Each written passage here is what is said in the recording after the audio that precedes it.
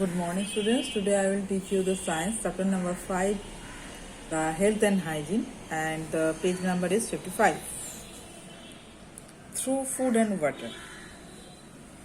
Flies and cockroach carry germs and contaminate the food and water. ये जो fly butterfly उस तरह flies होता है और कॉकरोच जो होता है वो जर्म्स कैसे कैरी करता है खाना से और पानी से. Some diseases that are caused by eating infected food or drinking polluted water. कुछ बीमारी होता है हमारा शरीर में. वो कैसे होता है? इन्फेक्टेड फूड, जो फूड में पॉइजन है और जो पोल्यूटेड, जो पानी पोल्यूटेड है, उसको पीने से हम लोगों को टाइफॉइड, कॉलेरा, डायरिया, जॉन्डिस ये सब बीमारी होता है. ये फूड और वाटर से इन्फेक्टेड होकर ये बीमारी होता है. Microbes from a person who does not wash hands properly with soap and after passing stool can get into food and water touched by him. It is very important to wash hands properly after passing stool, before eating food and before cooking.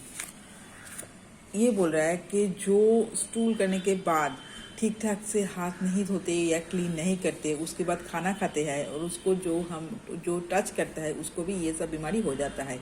इसीलिए ये बहुत ही important है कि अपना हाथ properly wash करो after passing stool. और तुम लोग जब खाना बनाना, अगर घर में भी कोई खाना बनाना चाहते हो, उसके आगे भी हाथ बहुत अच्छी तरह से साफ करना चाहिए. Sometimes there is a leakage in the water pipes. कभी कभी हमारा घर में जो वाटर पाइप्स होता है या रास्ता में म्यूनिसिपैलिटी का जो वाटर पाइप होता है वो कभी कभी लीकेज हो जाता है. Microbes can get into the water through the leakage. ये जो माइक्रोब्स होता है, जो जर्म्स होता है, ये जो लीकेज है उससे वाटर में घुस जाता है. It is very important to drink purified water. इसीलिए जैसा तैसा पानी पीना उचित नहीं है. प्यूरिफाइड ड्रिंकिंग वाटर ये पीना हमारा बॉडी के लिए बहुत बहुत बहुत इंपॉर्टेंट है. Through air.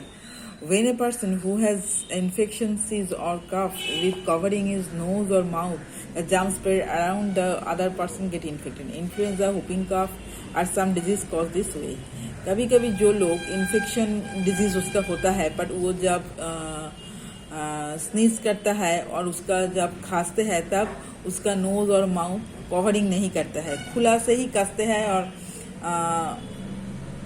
स्नीज भी करता है. इसीलिए उससे जब वो करता है तब उसका अंदर जो इन्फेक्शन है वो स्प्रेड आउट हो जाता है दूसरे आदमी से. तो एक इन्फेक्टेड आदमी से जर्म्स ये स्नीज करने के टाइम और कफ्स करने के टाइम दूसरों में फैल जाता है और इससे हुपिंग कफ, ये सब इन्फ्लुएंजा, ये सब बीमारी होता है.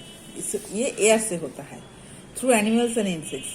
Mosquitoes, flies, bugs spread disease like malaria, dengue, chikungunya. ये सब मस्किटो, फ्लाइज, बग्स, ये सब इससे अगर कोई इन्फेक्टेड आदमी को बाइट करके तुमको बाइट करे तो मलेरिया, डेंगू ये सब हो ही जाता है. इसे female Anopheles mosquito bites a person suffering from malaria. The germs are sucked by the female mosquito and come into mouth birds. अगर कोई फीमेल एनोफिलिस मॉस्किटो कोई मलेरिया में सफर कर रहा है, ऐसा कोई पर्सन को बाइट करके अगर तुमको बाइट करे तो वो ऑफ कोर्स ये बीमारी फैल जाता है तुम्हारा शरीर में. No, if it bites a healthy person the germs get transferred into blood of the healthy person making him fall sick. अगर इन्फेक्टेड हो तो तुमको बाइट करके कोई अगर हेल्दी जो सुस्त है उसको अगर काटे तो क्या होता है, थ्रू ब्लड से ये जो तुम्हारा शरीर में जो इन्फेक्शन है वो उसका ब्लड में फैल जाता है और वो भी अच्छे खासे से वो भी बीमार पड़ जाता है.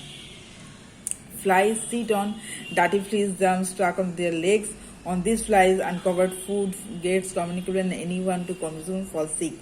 ये flies कभी कहाँ बस स्टूल पे ये सब में बैठता है. उसके बाद जब खाना में, अनकवर्ड खाना में और कोई भी खाने का चीज़ में अगर बैठते हैं तो उससे हम लोग सब बीमार हो जाता है. इसीलिए हम सब समय कहते हैं, हर वक्त कहते हैं कि खाना ढक के रखो. When blood or any other liquid from the infected person enters the body, another person some communicable disease are caused like AIDS.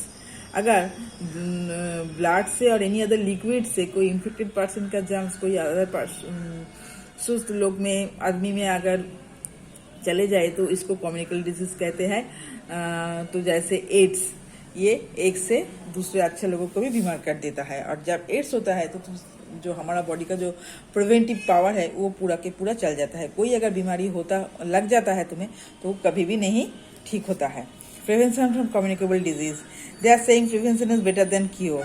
ये कहते हैं there are many ways to prevent communicable disease, क्योंकि एड्स एक important बहुत ही खराब communicable disease है।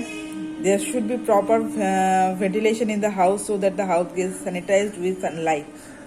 House में प्रॉपर वेंटिलेशन होना चाहिए क्योंकि फ्रेश एयर और सनलाइट घर में आना चाहिए और रूम प्रॉपरली सैनिटाइज्ड होना चाहिए। Purified water should be use drinking, purified water पीना ज़रूरी है। इधर ये क्लोरोफाइड और बॉइल्ड होता है।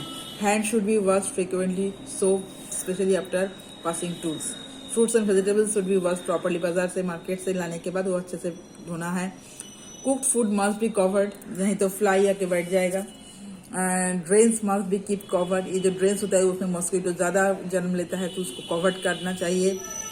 और water should be stagnant anywhere around the house, और हमारा घर के पास जो नाली रहता है उसको मुंह में वाटर स्टैग्नेंट होता है तो वहाँ पे मॉस्किटो का जन्म होता है, तो वो हमेशा वाटर स्टैग्नेंट होना नहीं चाहिए, ये हम लोगों को ख्याल रखना चाहिए। Vaccination, the body builds up the immunity against the certain disease when we get vaccinated.